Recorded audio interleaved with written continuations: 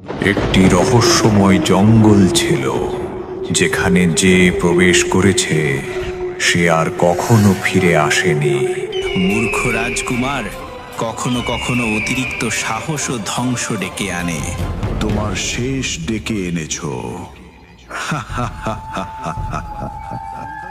শেষ আমার নয় রানী, এবার তোমার কন্যার শেষ হবে। যদি তুমি এতটাই শক্তিশালী হও তবে আমার মুখোমুখি হও, আমি পিছু হটব না। কিন্তু যেখানে সবাই ভেঙে পড়ে সেখান থেকেই উঠে আসে এক নাম, গৌরী, এক সাধারণ কুমারীর রক্ত। রাজকুমারী, তোমাকে আসতেই হতো। আমি রাজকুমারী নই, আমি এখানে এলাম কিভাবে? তুমি রাজকুমারী গৌরী, এবং চিরকাল তাই থাকবে। শুধু এখনো সব মনে পড়েনি। আমাকে খুঁজে বের করো এবং তার শেষ করো।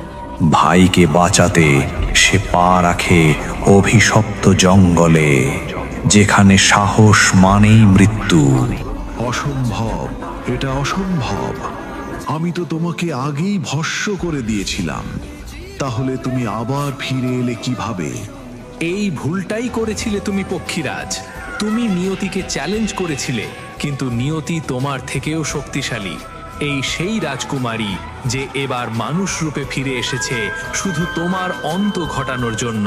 নতুন নতুন গল্প দেখতে হলে চ্যানেলটিকে সাবস্ক্রাইব করুন। রাজকুমার অজিঙ্ক তার এক সৈনিককে সঙ্গে নিয়ে ঘন জঙ্গলের মাঝে দাঁড়িয়েছিল। চারপাশে নিস্তব্ধতা, বাতাসে এক রহস্যময় শীতলতা ভেসে বেড়াচ্ছিল। আহা, আজ তো সারাদিন এইভাবেই জঙ্গলের শিকারের খোঁজে কাটল, কিন্তু একটা পছন্দের শিকারও পাওয়া গেল না।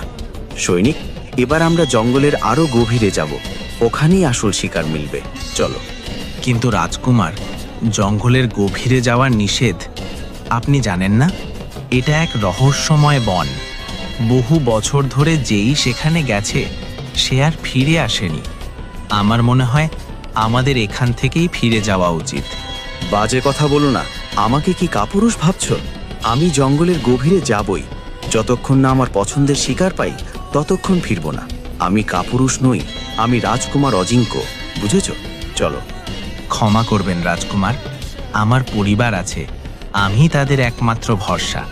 আমি নিজের জীবন বিপদে ফেলতে পারি না। আমি জানতাম না তুমি এত বড় কাপুরুষ। এখনই আমার চোখের সামনে থেকে সরে যাও, না হলে তোমার মাথা ধর থেকে আলাদা করে দেব। ভয়ে সৈনিক চোখ নামিয়ে নিল। ঘোড়ায় চড়ে সে দ্রুত সেখান থেকে চলে গেল। রাজকুমার অজিঙ্ক একাই নিজের ঘোড়া নিয়ে জঙ্গলের গভীরে প্রবেশ করল।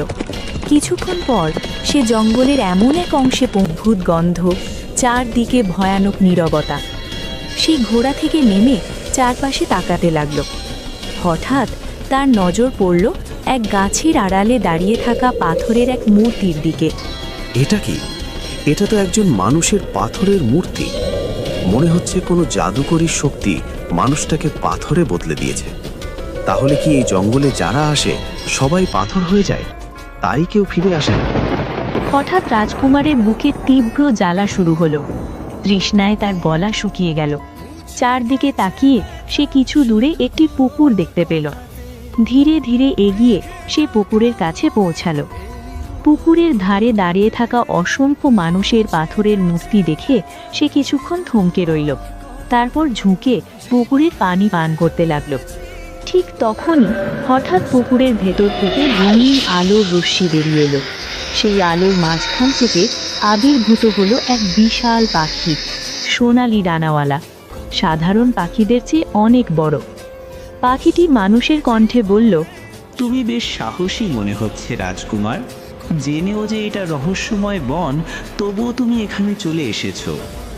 পাখির মুখ থেকে মানুষের ভাষা শুনে রাজকুমার অবাক হয়ে গেল। তবে সেই ছিল রাজবংশীয় যোদ্ধা, ভয় তার স্বভাব নয়। তুই দানব হোক, পিশাচ হোক কিংবা জাদুকর, আমাকে ভয় দেখাতে পারবি না। এই জঙ্গল যে রহস্যময় তার পেছনে তুই দায়ী। মানুষদের তুই পাথর বানাচ্ছিস, তাই না? তুমি আমার সঙ্গে লড়াই করতে পারবে না রাজকুমার। মানুষ কখনোই আমার শক্তি সহ্য করতে পারে না। এই কথা বলেই পাখিটির চোখ থেকে রঙিন আলোর রশ্মি বেরিয়ে এলো। মুহূর্তের মধ্যেই রাজকুমার অজিঙ্ক্য পাথরের মূর্তিতে পরিণত হয়ে গেল। পাখি হেসে বলল, মূর্খ রাজকুমার কখনো কখনো অতিরিক্ত সাহস ও ধ্বংস ডেকে আনে। এই বলে পাখিটি রঙিন ধোঁয়ায় পরিণত হয়ে বাতাসে মিলিয়ে গেল। জঙ্গলে আবার নেমে এলো ভয়াবহ নীরবতা। এদিকে সেই সৈনিক ঘোড়ায় চেপে হাঁপাতে হাঁপাতে রাজপ্রাসাদে পৌঁছালো। সে সোজা রাজদরবারে গিয়ে রাজা সূর্যকে সব কথা জানালো। তুই জঙ্গলের গভীরে যেতে বাধা দিলে না কেন? রাজার মুখে গভীর উদ্বেগের ছাপ ফুটে উঠল। তিনি দরবার ছেড়ে বাইরে পায়চারি করতে লাগলেন। রাত গভীর হয়ে গেল, কিন্তু রাজকুমার অজিঙ্ক্য ফিরে এলো না। উদ্বিগ্ন রাজা দ্রুত রাজগুরুর কক্ষে পৌঁছালেন। সেখানে ম্লান আলোয় প্রদীপ জ্বলছিল। রাজগুরু, অনেক বড় সর্বনাশ হয়েছে। রাজকুমার সেই রহস্যময় জঙ্গলের গভীরে গিয়েছে, কিন্তু আর ফিরে আসতেছে না।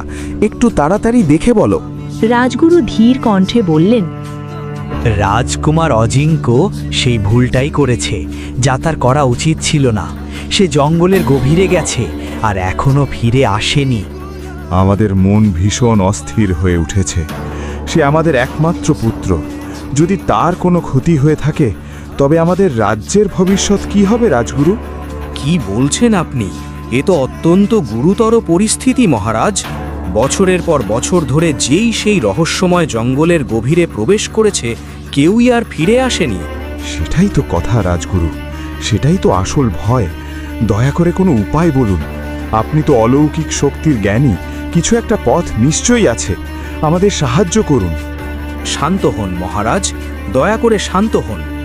আমি আমার সাধনা ও শক্তির মাধ্যমে সত্য জানার চেষ্টা করব। আমাকে 3 দিনের সময় দিন এবং সম্পূর্ণ নিভৃত একান্ত প্রয়োজন। রাজা সূর্য নীরবে মাথা নাড়লেন এবং কক্ষ ত্যাগ করলেন। রাজগুরু চোখ বন্ধ করে ধ্যানে বসলেন। প্রদীপের ক্ষীণ শিখার চারপাশে ধীরে ধীরে এক রহস্যময় আভা ছড়িয়ে পড়তে লাগল। 3 দিন কেটে গেল। উৎকণ্ঠায় অস্থির হয়ে রাজা সূর্য আবার রাজগুরুর কক্ষে এলেন। প্রদীপের আলো তখনও ম্লান, আর রাজগুরু গভীর ধ্যানে নিমগ্ন। কি খবর রাজগুরু? কিছু জানতে পেরেছেন কি? হ্যাঁ মহারাজ, 3 দিন ধরে ধ্যান ও বিশেষ মন্ত্র জপ করে আমি জানতে পেরেছি রাজকুমার অজিঙ্ক্য জীবিত আছেন, কিন্তু তিনি আর মানুষ নন। তিনি এখন একটি পাথরের মূর্তি। কি? আপনি কি বলছেন? পাথরের মূর্তি? এটা কিভাবে সম্ভব? আমি ধ্যানে দেখেছি সেই রহস্যময় জঙ্গলে শুধু রাজকুমার নয়, অসংখ্য মানুষ পাথরে পরিণত হয়েছে, আর এর পেছনে রয়েছে এক ভয়ঙ্কর সত্তা। কে সে? বলুন রাজগুরু, কে সে? সে একটি পক্ষী, অত্যন্ত বিশাল ও রহস্যময়। সাধারণ পাখির চেয়ে অনেক বড়। তার চোখ রক্তের মতো লাল। তার উপস্থিতিতেই চারদিক অন্ধকারে ঢেকে যায়। মহারাজ, তাকে না কোনো তন্ত্র দিয়ে পরাজিত করা যায়, না কোনো অস্ত্র দিয়ে। তবে কি তার বিরুদ্ধে কিছুই করা সম্ভব নয়? যদি সে মানুষকে পাথর বানিয়ে ফেলে, তবে তার বিনাশ হওয়া জরুরি। দুঃখের বিষয় মহারাজ, বছরের পর বছর ধরে যত সাধু, সন্ন্যাসী ও জ্ঞানী সেই জঙ্গলে প্রবেশ করেছে, কেউই ফিরে আসেনি। সত্য এটাই, তারা সবাই পাথরে পরিণত হয়েছে। সেই পক্ষী অতি শক্তিশালী, কিছুই করার নেই, কিছুই না। রাজা সূর্যের চোখে অশ্রু জমে উঠল। তার পা ভারী হয়ে এলো। নীরবে তিনি কক্ষ ত্যাগ করলেন। কয়েকদিন পরে দূর এক রাজ্যে দাঁড়িয়েছিল এক ভব্য প্রাসাদ। চাঁদের আলো তার দেয়ালে ঝিলমিল করছিল। প্রাসাদের ভেতরে জানালার পাশে দাঁড়িয়েছিল এক তরুণী, গৌরী। হঠাৎ তার কানে ভেসে এলো এক রহস্যময় নারী কণ্ঠ। শব্দটি শুনতেই গৌরীর পা আপনা আপনি এগিয়ে চলল, যেন একটি কারাগার। তার ভেতরে বন্দী রয়েছে এক অপূর্ব সুন্দরী নারী। তার হাতে ছিল পুরনো রূপোর তৈরি এক ঝকঝকে খঞ্জর। রাজকুমারী, তোমাকে আসতেই হতো। আমি রাজকুমারী নই। আমি এখানে এলাম কিভাবে? তুমি রাজকুমারী গৌরী, এবং চিরকাল তাই আমাকে খুঁজে বের করো এবং তার শেষ করো। এই কথা বলতেই গৌরীর চোখ হঠাৎ খুলে গেল। তার শরীর ঘামে ভিজে গেছে, শ্বাস দ্রুত চলছে। ঠিক তখনই তার চোখ পড়ল তার ছোট ভাই অর্জুনের দিকে। সে প্রচণ্ড কাশছিল। অর্জুন, কি হয়েছে তোমার? গৌরী তার কপালে হাত রাখল। জ্বর খুব বেশি। চলো, তোমাকে বৈদ্যের কাছে নিয়ে যাই। সে ভাইয়ের হাত ধরে গ্রাম্য বৈদ্যের বাড়িতে পৌঁছালো। বৈদ্যজি, আমার ভাই অনেক দিন ধরে অসুস্থ। চিন্তা করো না, এখন এর জ্বর কিছুটা কমে যাবে। এই ভেষজ ওষুধটা নাও, কিন্তু এই বিশেষ জড়িবুটিতে। কি ধরনের বিশেষ জড়িবুটি বৈদ্যজি? ওটা জঙ্গলের গভীরে জন্মায়, যাকে সবাই রহস্যময় জঙ্গল বলে। ওটার রং লাল, আর সেটা রঙিন আলোয় ঝলমল করে। সাধারণত কোনো পুকুরের ধারে জন্মায়, কিন্তু সেখানে যে যায় সে আর কখনো ফিরে আসে না। তাহলে সেই জড়িবুটি পাওয়া যাবে কিভাবে? আরেকটা পথ আছে। কেশবনগর রাজ্যে একটি বড় ঔষধালয় আছে। সেখানে এই জড়িবুটি রাখা আছে, কিন্তু খুবই দামি। কমপক্ষে 100টি সোনার মুদ্রা লাগবে। 100 সোনার মুদ্রা? আমি তো জীবনে 5টা সোনার মুদ্রাও দেখিনি। এত টাকা আমি কোথা থেকে আনবো? আমি তোমাকে উপায় বলে দিলাম, এখন সিদ্ধান্ত তোমার। তুমি কি করবে? গৌরীর চোখ থেকে অশ্রু গড়িয়ে পড়ল। সে চুপচাপ অসুস্থ ভাইয়ের হাত ধরে বাড়ি ফিরে এলো। বাড়ির দরজায় এসে সে তার প্রতিবেশী গঙ্গা মাসিকে দাঁড়িয়ে থাকতে দেখল। গৌরী, আমি দেখেছিলাম তুমি অর্জুনকে বৈদ্যের কাছে নিয়ে যাচ্ছিলে। ও কি এখনো ভালো হয়নি? আমি আপনাকে কি বলবো মাসি, মা বাবা চলে যাবার পর আমার ছোট ভাইয়ের দায়িত্ব আমার উপর পড়েছে। কি অসুখ হয়েছে জানি না, কিছুতেই সেরে উঠছে না। তার উপর একটা অদ্ভুত স্বপ্ন আমাকে শান্তিতে থাকতে দিচ্ছে না। কেমন স্বপ্ন মা? কিছুদিন ধরে আমি খুব অদ্ভুত স্বপ্ন দেখি। স্বপ্নে নিজেকে আমি এক রাজকন্যা হিসাবে দেখি। একটা অদ্ভুত প্রাসাদ, তার ভেতরে একটি বন্দিশালা। সেখানে এক সুন্দরী নারী বন্দী, তার হাতে একটা পুরনো রূপোর খঞ্জর। সে আমার দিকে তাকিয়ে বলে, আমাকে খুঁজে বের করো এবং আমার শেষ করো। তারপরে আমার ঘুম ভেঙে যায়। হয়তো তুমি খুব বেশি চিন্তা করছো, তাই এমন স্বপ্ন দেখছো। বৈদ্যজি কি বলেছেন? অর্জুন কবে ভালো হবে? বৈদ্যজি বলেছেন তার চিকিৎসা শুধু এক বিশেষ জড়িবুটি দিয়েই সম্ভব, যেটা রহস্যময় জঙ্গলে জন্মায়, অথবা কেশবনগর রাজ্যে পাওয়া যায় 100 সোনার মুদ্রায়। মাসি, আমি এত টাকা কোথা থেকে আনবো? আর জঙ্গলে কে যাবে? সেখান থেকে তো কেউ ফেরে না। গঙ্গা মাসি কিছুক্ষণ গভীর চিন্তায় ডুবে রইল। তারপর গম্ভীর স্বরে বলল, এক কাজ করো মা, গ্রামের মুখিয়ার কাছে যাও। আমাদের গ্রাম সচ্ছল। প্রতিটি ঘর থেকে যদি একটি করে সোনার মুদ্রা পাওয়া যায়, তাহলে 100 মুদ্রা জোগাড় হয়ে যাবে। তোর ভাই বেঁচে যাবে। গৌরীর কথাটা ভালো লাগলো। সে সোজা গ্রামের মুখিয়ার বাড়িতে পৌঁছালো। মুখিয়াজি, দয়া করে আমাকে সাহায্য করুন। আমার ভাই খুব অসুস্থ। ওকে বাঁচাতে 100 সোনার মুদ্রা দরকার। তুমি কি পাগল হয়ে গেছো? কেউ কেন তোমাকে একটা সোনার মুদ্রাও দেবে? মুখিয়াজি, এটা আমার ভাইয়ের জীবনের প্রশ্ন। যদি তোর ভাইকে এত ভালোবাসিস, তাহলে জঙ্গলের গভীরে চলে যা। সেখান থেকে জড়িবুটি নিয়ে আয়। ওখানে তো বিনা পয়সাই পেয়ে যাবি। গৌরীর মন ভেঙে গেল। সে মাথা নিচু করে বাড়ি ফিরে এলো এবং সব ঘটনা গঙ্গা মাসিকে বলল। গৌরী, ভুলেও জঙ্গলে যাস না। সেখানে যে গেছে সে আর ফেরেনি। তুই গেলে তোর ভাইয়ের কি হবে? এক কাজ কর, রাজপ্রাসাদে যা। রাজা সূর্যের কাছে সাহায্য চাও। পরদিন সকালে গৌরী প্রাসাদে পৌঁছালো। রাজা সূর্য দরবারে চিন্তায় মগ্ন ছিলেন। গৌরী সব ঘটনা বলল। মহারাজ, আমার ভাইয়ের জীবন বিপন্ন। দয়া করে আমাকে সাহায্য করুন। এখান থেকে সরে যাও, চলে যাও। আমাদের নিজের ছেলে সেই জঙ্গলে গিয়ে আর ফেরেনি। আমরা আগেই ভীষণ কষ্টে আছি। এখন কাউকে সাহায্য করতে পারবো না। চলে যাও। রাজার কথা শুনে গৌরীর চোখে জল এসে গেল। পাহারাদাররা তাকে দরবার থেকে বের করে দিল। গৌরী বাড়ি ফিরে এলো। অর্জুন ভীষণ কাশছিল। চিন্তা করিস না অর্জুন, তোর দিদি তোকে বাঁচিয়েই ছাড়বে। প্রয়োজনে নিজের জীবন দিলেও দেব। আমি সেই জড়িবুটি এনে ফিরব। এবার আর কারো কাছে সাহায্য চাইব না। দিদি, দিদি, আপনি জঙ্গলে যাবেন না। সেখান থেকে কেউ ফিরে আসে না। ভয় পাস না অর্জুন, তোর দিদির কিচ্ছু হবে না। পরদিন ভোরে গৌরী তার ছোট ভাইয়ের কপালে স্নেহ ভরা চুমু খেয়ে একাই জঙ্গলের দিকে রওনা হয়। ঘন্টার পর ঘন্টা হাঁটার পর সে পৌঁছে যায় সেই রহস্যময় জঙ্গলের সীমানায়। চারদিকে ঘন কুয়াশা ছেয়েছিল। হঠাৎ তার কানে একটি গম্ভীর কণ্ঠ ভেসে আসে। আর এক পাও এগিয়েও না, না হলে আর ফিরে আসতে পারবে না। গৌরী পিছনে ঘুরে তাকিয়ে দেখে একটি বড় গাছের নিচে এক সাধু ধ্যান মগ্ন হয়ে বসে আছেন, চোখ বন্ধ। সে ধীরে ধীরে তার কাছে এগিয়ে যায়। সাধু মহারাজ। সাধু ধীরে চোখ খুললেন। গৌরীকে দেখেই তার মুখে বিস্ময় ছড়িয়ে পড়ল। অবশেষে অবশেষে তুমি এসে গেছো।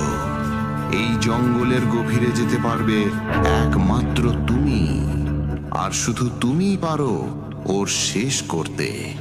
সাধু মহারাজ, আপনি কি বলছেন? আমি কিছুই বুঝতে পারছি না। রাতে কি তোমার অদ্ভুত স্বপ্ন আসে না? নিজেকে কি কখনো রাজকুমারী হিসেবে দেখো না? এক অচেনা প্রাসাদ, এক বন্দিশালা, সেখানে বন্দি এক সুন্দরী নারী, তার হাতে একটি রূপার খঞ্জর। তার চোখে কি তুমি তীব্র যন্ত্রণা দেখোনি? আপনি আমার স্বপ্নের কথা এত কিছু জানলেন কিভাবে? কারণ তুমি পাতাল লোকের রাজকুমারী। এই পৃথিবীতে তোমার জন্ম হয়েছে একমাত্র তারই বিনাশ ঘটানোর জন্য। এটা আপনি কি বলছেন? আমি সত্য বলছি শিশু। আমি কোনো সাধারণ সাধু নই। আমি পাতাল লোকেরই একজন। বহু বছর আগে আমি তোমাদের প্রাসাদের রাজগুরু ছিলাম। বর্ষের পর বর্ষ আমি শুধু তোমারই অপেক্ষায় ছিলাম। আজ নিয়তি তোমাকে এখানে এনে দাঁড় করিয়েছে। এই কথা বলে সাধু তার ঝোলার ভেতর থেকে ভস্য বের করে গৌরীর ওপর ছিটিয়ে দেন। পর মুহূর্তেই গৌরীর মাথা ঘুরতে থাকে, চারদিক ঝাপসা হয়ে যায়। তার চোখের সামনে ভেসে ওঠে অতীতের দৃশ্য। পাতাল লোকের সিংহাসনে বসে আছেন রানী সোমমা, তার পাশে দাঁড়িয়ে রাজকুমারী গৌরী। ঠিক তখনই সেখানে প্রবেশ করেন রাজগুরু। মহারানী, পাতাল লোকে ভয়ঙ্কর সংকট ঘনিয়ে আসছে। জাদুকর পক্ষীরাজ নিজের শক্তি বাড়ানোর জন্য কঠোর সাধনা করছে। শোনা যাচ্ছে সে পাতাল লোক আর পৃথিবী দুটোই নিজের নিয়ন্ত্রণে আনতে চায়। তার ইচ্ছা কখনোই পূরণ হবে না। আমার কন্যা গৌরীর জন্মের সময় এক দেবতা দর্শন দিয়ে বলেছিলেন, জাদুকর পক্ষীরাজের বিনাশ হবে আমার কন্যার হাতেই, আর সেই ঘটনা ঘটবে পৃথিবীতে। এই বলে রানী সোমমা নিজের কাছে রাখা একটি রূপার খঞ্জর তুলে নিলেন। এই সেই খঞ্জর যা দেবতা আমাকে দিয়েছিলেন। বলেছিলেন এই অস্ত্রই পক্ষীরাজের শেষ ঘটাবে। মহারানী, যদি সে এখনো জীবিত থাকে, তার মানে সেই ভবিষ্যৎবাণী জানে। সে নিশ্চয়ই নিয়তিকে এড়ানোর চেষ্টা করবে। রাজগুরু, আজ পর্যন্ত কেউ নিয়তিকে এড়াতে পারেনি। সে যত শক্তিশালী হোক না কেন, তার শেষ আমার হাতেই লেখা। ঠিক সেই সময় পাতাল লোকের এক অন্ধকার জঙ্গলে জাদুকর পক্ষীরাজ ধ্যানে বসেছিল। হঠাৎ তার চারপাশে কালো ধোঁয়া ঘুরতে লাগলো। ধোঁয়া থেকে প্রকাশ পেল এক ভয়ঙ্কর রাক্ষসীয় অবয়ব। চোখ খুলো পক্ষীরাজ, আমি তোমার সামনে উপস্থিত হয়েছি। স্বাগতম, স্বাগতম রাক্ষসদের দেবতা। এবার আমি যা চাইব তা তোমাকে দিতেই হবে। বলো, আমার ইচ্ছা কি জানতে চাও? আমার মৃত্যু লেখা আছে পাতাল লোকের রাজকুমারী গৌরীর হাতে। আমি চাই তাকে ধ্বংস করতে, যাতে আমার মৃত্যু এড়ানো যায়। মূর্খ, মৃত্যুকে কেউ ঠেকাতে পারে না। এটাই ব্রহ্মের নিয়ম। অন্য কোনো বর চাও। তাহলে তোমার শক্তি সবই বৃথা। তুমি রাক্ষসদের দেবতা, অথচ তোমার ভক্তের এতটুকু ইচ্ছাও পূরণ করতে পারো না। চলে যাও, তোমার বর আমার দরকার নেই। এই কথা শুনে রাক্ষস দেবতার চোখ আগুনের মতো জ্বলে উঠল। ঠিক আছে, আমি বর দিচ্ছি। তুমি রাজকুমারী গৌরীকে হত্যা করতে পারবে, কিন্তু মনে রেখো, যদি তার হাতেই তোমার মৃত্যু লেখা থাকে, নিয়তি কোনোদিন বদলাবে না। যদি তাকেই শেষ করে দিই, তাহলে আমার মৃত্যু হবে কিভাবে? এই বলে রাক্ষস দেবতা কালো ধোঁয়ায় মিলিয়ে গেল। পক্ষীরাজের চোখে ভয়াল হাসি ঝলকে উঠল। ঠিক তখনই আকাশ হঠাৎ অন্ধকারে ঢেকে গেল। জাদুকর পক্ষীরাজ কালো মেঘে ঘেরা অবস্থায় সিংহাসন কক্ষে আবির্ভূত হল। রানী সৌম্যা, রাজকুমারী গৌরী ও রাজগুরু বিস্ময়ে স্তব্ধ হয়ে গেলেন। পক্ষীরাজ গর্জে উঠল, তুমি নিজেই তোমার শেষ ডেকে এনেছ। শেষ আমার নয় রানী, এবার তোমার কন্যার শেষ হবে। যদি তুমি এতটাই শক্তিশালী হও, তবে আমার মুখোমুখি হও, আমি পিছু হটব না। আমার মৃত্যুর কারণ তুমিই হবে, তাই না? তবে আগে আমার জাদু দেখো। এতটুকু বলতেই জাদুকর পক্ষীরাজের চোখ থেকে রঙিন কিরণ বেরিয়ে সরাসরি রাজকুমারী গৌরীর ওপর পড়ল। গৌরী চিৎকার করে উঠল, তার শরীর জ্বলতে শুরু করল। মা, আমাকে বাঁচাও মা! কয়েক মুহূর্তের মধ্যেই গৌরীর দেহ ছাইয়ে পরিণত হল। পুরো প্রাসাদে ভয়াবহ নীরবতা নেমে এলো। রানী সৌম্যা চিৎকার করে বললেন, না, এটা অসম্ভব। তুমি আমার কন্যাকে মারতে পারো না। দেবতারা বলেছিল তোমার কন্যার হাতেই আমার মৃত্যু লেখা, আর এই খঞ্জর দেওয়া হয়েছিল আমার শেষের জন্য। কিন্তু দেখো, তোমার কন্যা এখন ছাই। আমি নিয়তিকে মুছে দিয়েছি, ভবিষ্যৎ বদলে দিয়েছি, সময়ের ধারা ঘুরিয়ে দিয়েছি। এরপর পক্ষীরাজ রাজগুরুর দিকে তাকিয়ে বলল, এই রাজগুরু, বলো, আমার সঙ্গে থাকবে নাকি ওর সঙ্গে মরবে? রাজগুরু চোখ বন্ধ করলেন। মুহূর্তের মধ্যে এক তীব্র আলোর ঝলকানির সঙ্গে তিনি সেখান থেকে অদৃশ্য হয়ে গেলেন। ভীরু পালিয়ে গেল। পরের মুহূর্তেই সে রানী সৌম্যাকে বন্দি করল। লোহার শিকলে তাকে বেঁধে ফেলা হলো। হাসতে হাসতে পক্ষীরাজ বলল, তোমার হাতে যে খঞ্জর আছে সেটি আর কোনো কাজে আসবে না। এখন তুমি শুধু তোমার দুর্দশার জন্য কাঁদতেই পারবে চিরদিন। পক্ষীরাজের ভয়ঙ্কর হাসিতে পুরো পাতাল লোক কেঁপে উঠল। হঠাৎ গৌরীর চোখ খুলে গেল। তার চোখে জল, আর মনে ফিরে এলো অতীতের সব স্মৃতি। তার সামনে দাঁড়িয়েছিলেন সেই সাধু, পাতাল লোকের রাজগুরু, যিনি বহু বছর ধরে তার অপেক্ষায় ছিলেন। গৌরী কাঁপা কণ্ঠে বলল, রাজগুরু, আমার সব মনে পড়ে গেছে, সব কিছু। আমি জানতাম এই মুহূর্ত আসবেই। যখন পক্ষীরাজ তোমাকে জ্বালিয়ে ছাই করে দিয়েছিল, তখন আমিও বিভ্রান্ত হয়েছিলাম, কিন্তু পরে বুঝেছি তোমার পুনর্জন্ম হবেই, কারণ তার শেষ তোমার হাতেই লেখা। আর কিছু বোঝানোর দরকার নেই। আমি তাকে খুঁজে বের করব এবং তার শেষ করব। তার আগে তোমাকে সেই খঞ্জরটি পেতে হবে যা এখনো তোমার মা পাতাল লোকের রানী সৌম্যার কাছে আছে। চলো আমার সঙ্গে এসো। রাজগুরু হাত তুলতেই চারদিকে রঙিন আলো ছড়িয়ে পড়ল। চোখের পলকেই তারা পাতাল লোকের প্রাসাদে পৌঁছে গেল। প্রাসাদের ভেতর ঘন অন্ধকার। বন্দিশালায় রানী সৌম্যা শিকলে আবদ্ধ। তার হাতে সেই পুরনো রূপোর খঞ্জর, সময়ের আঘাতে যা কালচে হয়ে গেছে। রানী সৌম্যা বললেন, আমি বিশ্বাস করতাম তুই আসবিই আমার মেয়ে। দেবতারা কখনো ভুল করেন না। মহারানী, এটাই সেই রাজকুমারী। এখন সে পৃথিবী লোকে জন্ম নেওয়া এক মানবী। দয়া করে তাকে খঞ্জরটি দিন, যেন সে পক্ষীরাজের শেষ করতে পারে। যাও আমার কন্যা, এটাই সেই অস্ত্র যা তোমার নিয়তের সঙ্গে যুক্ত। এবারের উদ্দেশ্য পূর্ণ করো। গৌরী খঞ্জরটি হাতে নিল। তার চোখে আগুনের ঝিলিক জ্বলে উঠল।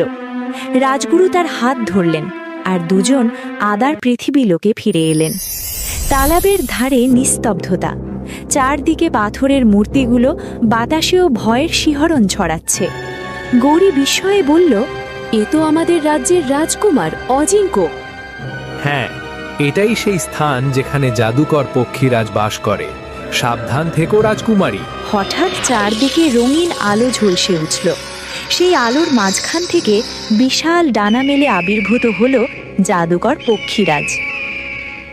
অসম্ভব, অসম্ভব, এটা অসম্ভব। আমি তো তোমাকে আগেই ভস্ম করে দিয়েছিলাম, তাহলে তুমি আবার ফিরে এলে কিভাবে? এই ভুলটাই করেছিলে তুমি পক্ষীরাজ। তুমি নিয়তিকে চ্যালেঞ্জ করেছিলে, কিন্তু নিয়তি তোমার থেকেও শক্তিশালী। এই সেই রাজকুমারী যে এবার মানুষ রূপে ফিরে এসেছে শুধু তোমার অন্ত ঘটানোর জন্য। তুমি আমাকে মেরে ফেলবে? অসম্ভব, অসম্ভব। হঠাৎ পক্ষীরাজের শরীর ভয়ঙ্করভাবে কেঁপে উঠল। রঙিন আলোর রশ্মিতে সে ঘিরে গেল এবং মুহূর্তের মধ্যে সে পাখির রূপ ছেড়ে এক শক্তিশালী জাদুকরের মানব রূপ ধারণ করল। আজ এই পৃথিবী তোমার অভিশাপ থেকে মুক্ত হবে। গৌরী খঞ্জরটি তুলতেই তা থেকে বিদ্যুৎসম ঝলকানি বেরিয়ে সোজা জাদুকরের ওপর আঘাত করল। এক নিমেষেই তার দেহ আগুনে জ্বলতে লাগল। সে চিৎকার করতে লাগল, না, না, এটা সম্ভব না। পর মুহূর্তেই সে ভস্মে পরিণত হল। ঠিক সেই সময় পুকুর পাড়ে দাঁড়িয়ে থাকা সমস্ত পাথরের মূর্তি ধীরে ধীরে আবার মানুষে রূপান্তরিত হয়ে গেল। আমরা পাথর হয়ে থেকেও সব দেখেছি, সব শুনেছি, নিজের চোখে দেখেছি কিভাবে তুমি সেই দানবীয় পক্ষীরাজের বিনাশ ঘটালে। তুমি সত্যিই এক বীরাঙ্গনা রাজকুমারী, এক সত্যিকারের বীরাঙ্গনা। সবাই গৌরীর সামনে মাথা নত করে নিজ নিজ ঘরে ফিরে গেল। রাজগুরু সন্তুষ্টির হাসি হাসলেন। চলো এবার পাতাল লোক ফিরে যাই। না রাজগুরু, আগের জন্মে আমি রাজকুমারী ছিলাম, কিন্তু এই জন্মে আমি একজন সাধারণ মানুষ। এখানেই আমার ঘর, এখানেই আমার ভাই, আমি এখানেই থাকতে চাই। হঠাৎ চারপাশে আলোর ঝলকানি ছড়িয়ে পড়ল। পাতাল লোকের রানী সৌম্যা নিজে আবির্ভূত হলেন। আমরা জানতাম তুই এমনটাই বলবি, কিন্তু মনে রাখিস আমরা সবসময় তোর সঙ্গেই আছি। এই আংটিটা নে, যখনই আমাদের স্মরণ করবি তখনই পাতাল লোকে আমাদের কাছে পৌঁছে যাবি। রানী সৌম্যা আর রাজগুরু ধীরে ধীরে মিলিয়ে গেলেন। গৌরী পুকুরের ধারে নুয়ে পড়ে লাল আলোয় ঝলমল করা সেই জাদুকরী ভেষজটি তুলে নিল। সে বাড়ি ফিরে এসে ভেষজটি তার ভাই অর্জুনকে খাওয়ালো। কিছুক্ষণের মধ্যেই অর্জুন সম্পূর্ণ সুস্থ হয়ে উঠল। দিদি, দিদি, দেখো আমি একদম ঠিক হয়ে গেছি। আমি জানতাম তোর কিচ্ছু হবে না। ঠিক তখনই রাজা সূর্য এবং রাজকুমার অজিঙ্ক সেখানে এসে উপস্থিত হলেন। গৌরী, তুমি আমার পুত্রকে এবং পুরো রাজ্যকে এই অভিশাপ থেকে মুক্ত করেছ। আমরা চাই তুমি আমাদের মহলের বধূ হও। গৌরী, বলো, তুমি কি সত্যি আমাকে বিয়ে করবে? রাজকুমার, এটা তো আমার জন্য পরম সম্মানের বিষয়। পরদিন ধুমধাম করে রাজকুমার অজিঙ্ক ও গৌরীর বিবাহ সম্পন্ন হল। পুরো রাজ্য আনন্দ